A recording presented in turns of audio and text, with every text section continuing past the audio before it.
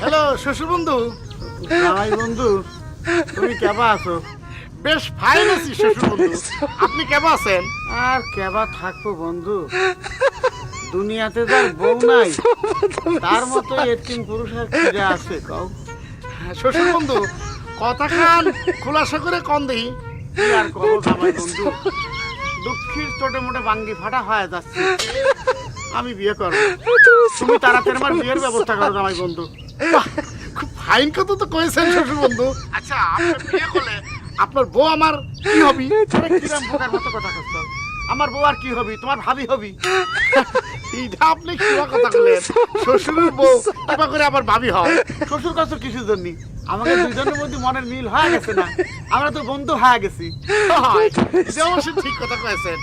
আপনি আমার শ্বশুর বন্ধু না, মানে বন্ধু হয়ে গেছেন। তালি পরে আপনার বউ হবে আমার মেয়ে বান্ধবী।